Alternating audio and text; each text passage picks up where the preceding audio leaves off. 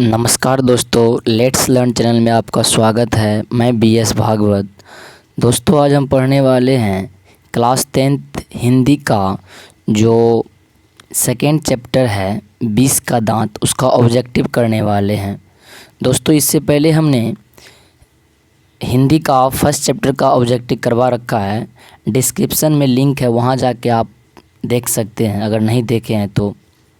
चलिए दोस्तों, देर न करते हुए हम लोग पहला प्रश्न पे चलते हैं। क्या कह रहा है? तो पहला प्रश्न कह रहा है कि 20 के दांत शीर्षक कहानी के कहानीकार कौन है? मोहन राकेश, कमलेश्वर, प्रेमचंद्र नल, ठीक ना। अगला है नलिन बिलोचन शर्मा। नलिन, ठीक है दोस्तों, इसमें मिसप्रिंट हो गया, नलिन बिलोचन शर्मा। तो बताइए कौन है? तो 20 के दांत का लेखक जो है ये कौन है? नलिन बिलोचन शर्मा है। दोस्तों, जो अभी ऑब्जेक्टिव हम लोग डिस्कस करेंगे, इससे बाहर आपका एक भी प्रश्न नहीं जाएगा। तो इस चैप्टर को बहुत ही अच्छी तरीक़ा से आप लोग कर ले घर पे बैठ करके, जिससे कि आपके बोर्ड एग्ज़ाम में अच्छा नंबर आपको आ सके। तो चलिए अगला प्रश्न पे चलते हैं। नेक्स्ट प्रश्न क्या कहता है दोस्तों? गिरधर लाल कौन है? ठीक है, गिरधर लाल कौन है? कासू का पिता है, मदन का पिता है, रजनी का पिता है, शेफाली का पिता है? तो दोस्तों बताइए, कमेंट कीजिए। तो दोस्तों, गिरधर लाल जो है ये कौन है? मदन का पिता है। ठीक है, नेक्स्ट प्रश्न पे चलते हैं। अगला प्रश्न कह रहा है कि मदन ने कासू के कितने दांत तोड़ डाले? 3, 1, 2 या 4? तो मदन ने क्या किया था? कासू का जो है ना वो 2 दांत तोड़ डाला था। ठीक है, चलिए नेक्स्ट प्रश्न में चलते हैं हम लोग। नलिन बिलोचन शर्मा के माता का क्या नाम था? पद्मावती शर्मा, कलावती शर्मा, रत्नावती शर्मा, इंद्रावती शर्मा? तो दोस्तों आप लोग कमेंट कीजिए।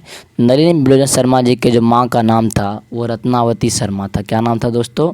रत्नावती शर्मा। चलिए नेक्स्ट प्रश्न पे चलते हैं हम लोग।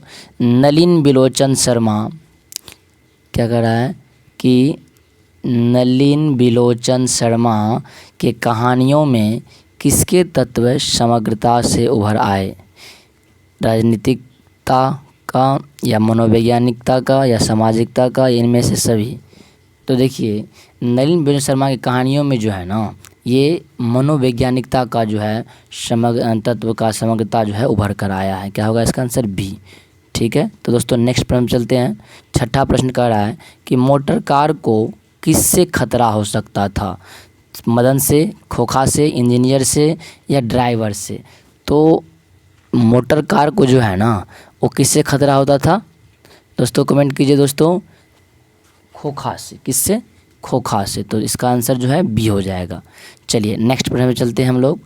7वां प्रश्न पे चलते हैं। खोखा खोखी जो है, खोखा खोखी किस भाषा का शब्द है? तो खोखा खोखी जो है ना दोस्तों तमिल का, या भोजपुरी का, बंगला का, या हिंदी का? तो कमेंट कीजिए। खोखा खोखी जो है ये बंगला का जो है बंगला भाषा है। ठीक है, बंगला भाषा का शब्द है। चलिए अगला प्रश्न पे चलते हैं हम लोग। नेक्स्ट प्रश्न कह रहा है कि ऐसे ही लड़के आगे चलकर गुंडे, चोर, डाकू बनते हैं। यह पंक्ति कहानी के किसने कही है? ठीक है, सेन साहब के धर्मपत्नी ने, गिरधर लाल ने, सेन साहब ने, सोफर ने? तो ऐसे ही लड़के आगे चल के चोर डाकू बनते हैं, यह पंक्ति जो है किसने कहा है? बताइए तो, कमेंट कीजिए दोस्तों आप लोग। तो यह जो है ये सेन साहब ने खुद कहा है। ठीक है, चलिए नेक्स्ट प्रश्न पे चलते हैं हम लोग। खोखा का अर्थ है क्या? बच्चा बच्ची, बाबा दादा, भाई बहन, चाचा चाची? खोखा खोखी का जो अर्थ है क्या होगा दोस्तों? तो खोखा खोखी का अर्थ है बच्चा बच्ची। क्या होगा इसका आंसर? ए हो जाएगा। तो चलिए, खोखा का क्या नाम है? कीसू, कुसु, कासू, केसु? तो दोस्तों बहुत ही बच्चा इसमें कंफ्यूज होता है। आप लोग जो है बिना देखे हुए मार दीजिएगा इसमें आंसर, बहुत अच्छा से बारीकी से मारिएगा। तो देखिए, खोखा का जो नाम था वो क्या था? कासू था। क्वाक तालम शुद्रू का कासू। ठीक है, चलिए आगे चलते हैं। 20 के दांत विष के दांत कैसी कहानी है, सामाजिक, ऐतिहासिक, धार्मिक या मनोवैज्ञानिक। तो दोस्तों इसमें एक बच्चे के बारे में बताया गया है, इसीलिए क्या है, ये मनोवैज्ञानिक है, साइकोलॉजिकल कहानी है, ठीक है, स्टोरी है। चलिए अगला है सेन साहब अपने जो है पुत्र को बनाना चाहते थे क्या, बिजनेसमैन या इंजीनियर, वकील या प्रोफेसर या डॉक्टर।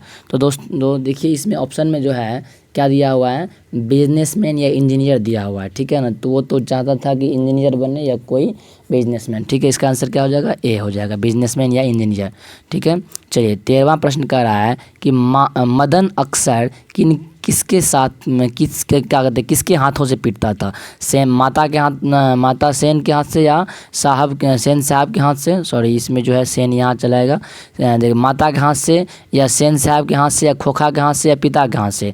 देखिए मदन जो है ना, वो मदन अक्सर जो है वो किसके हाथों से पीटता था, तो वो अपने पिता के, मदन का पिता कौन था, गिरधर लाल थे, उनके गिरधर लाल के हाथ से वो पीटता था, ठीक है, पिटाई खाता था, मार खाता था वो लड़का, ठीक है। अगला प्रश्न कर रहा है कि नलिन बिलोचन शर्मा के पिता का नाम क्या था। नलिन बिलोचन शर्मा के जो पिता थे उनका नाम क्या था, पंडित रामावतार शर्मा, पंडित कृष्णावतार शर्मा या पंडित मृत्युंजय शर्मा, पंडित दशावतार शर्मा।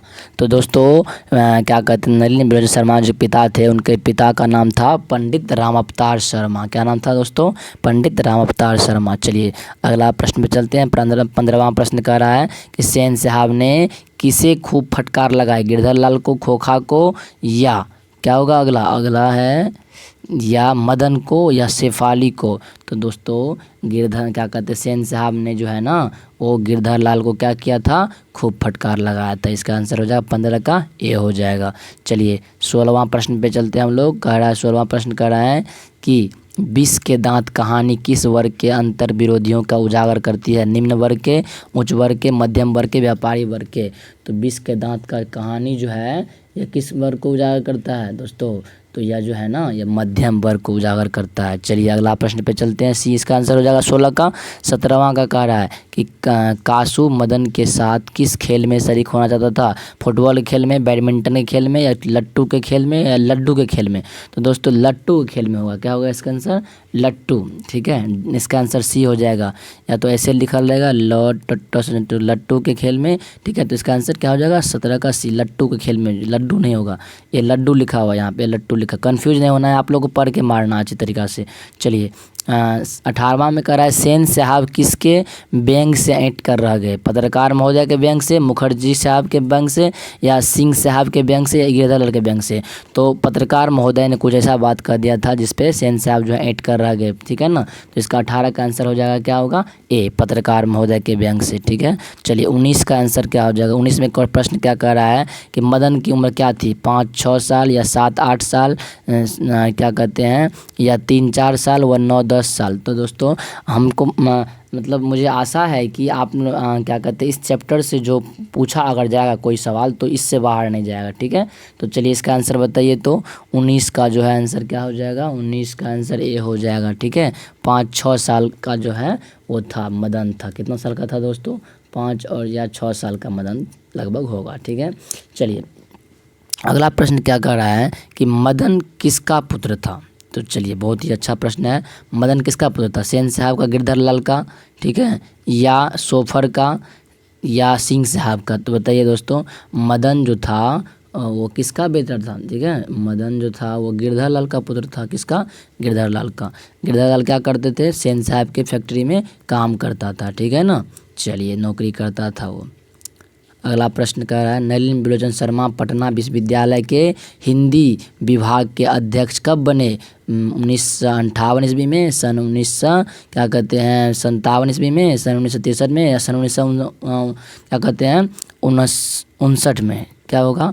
तो क्या कह रहा है 21 का जो है आंसर क्या होगा, नलिन बिलोचन शर्मा जो है पटना विश्वविद्यालय के हिंदी विभाग के अध्यक्ष कब बने थे दोस्तों, तो 1959 में बने थे। कब बने थे, 1959 में, ठीक है। चलिए इसका आंसर क्या हो जाएगा, डी हो जाएगा। अगला प्रश्न पे चलते हैं। 22वां प्रश्न क्या कह रहा है, 22वां प्रश्न कह रहा है कि नलिन बिलोचन शर्मा का जो है जन्म कब हुआ, बताइए। बहुत ही अच्छा प्रश्न है। नलिनी बिलोचन शर्मा का जन्म कब हुआ था? दोस्तों जन्म तिथि याद रखिएगा लेखक सब का, वो काफ़ी बार पूछा जाता है। ठीक है, नलिनी बिलोचन शर्मा जी का जन्म जो है ये कब हुआ था? 14 जनवरी 1915 को, या 18 फरवरी 1916 को, 22 मार्च 1917 को, या 24 अप्रैल 1918 को? तो दोस्तों नलिनी बिलोचन शर्मा का जो जन्म था वो 18 फरवरी 16 को हुआ था। 18 फरवरी 1916 को हुआ था। चलिए अगला प्रश्न पे चलते हैं। नलिनी बिलोचन शर्मा का मृत्यु कब हुआ? तो ऑप्शन में है 12 सितंबर 1961 को, 14 सितंबर 1961 को, या 16 सितंबर 1961 को, या 18 सितंबर 1961 को? तो दोस्तों नलिनी बिलोचन शर्मा का जो मृत्यु हुआ था ये कब हुआ था? 12 सितंबर 1961 को हुआ था। कब हुआ था? 12 सितंबर 1961 को। इसका आंसर हो जाएगा ए। चलिए 24 का आंसर क्या होगा? क्वेश्चन कर रहा है दृष्टिकोण किसकी रचना है? राम अवतार शर्मा की, नलिनी बिलोचन शर्मा की, या मोहन राकेश की, या प्रेमचंद्र की? तो दोस्तों दृष्टिकोण जो है ये नलिनी बिलोचन शर्मा की रचना है। किसकी रचना है? नलिनी बिलोचन शर्मा की रचना है। ठीक है, तो दोस्तों अगर हमारे द्वारा समझा हुआ आपको अच्छा लगता है तो प्लीज़ दोस्तों चैनल को लाइक शेयर सब्सक्राइब कीजिएगा। तो और उसके बाद यह इस प्रश्न का जो इस चैप्टर का अंतिम प्रश्न दोस्तों क्या कह रहा है? लड़कियाँ क्या है? कठपुतलियाँ हैं। किसे इस बात पर गर्व है? भाई बहन को, या चाचा चाची को, मामा मामी को, या माता पिता को? ठीक है दोस्तों, कितना प्रश्न है देख लेते हैं एक बार। 30 प्रश्न डिस्कस करेंगे हम लोग। ठीक है, ये 25वां प्रश्न है। क्या कहा? लड़कियां क्या है? कठपुतलियां हैं। ऐसा किसको किसको गर्व है? तो उनके माता पिता को जो है इस बात पे गर्व है कि लड़कियां क्या है? कठपुतलियां हैं। ठीक है, चलिए अगला प्रश्न पे चलते हैं हम लोग।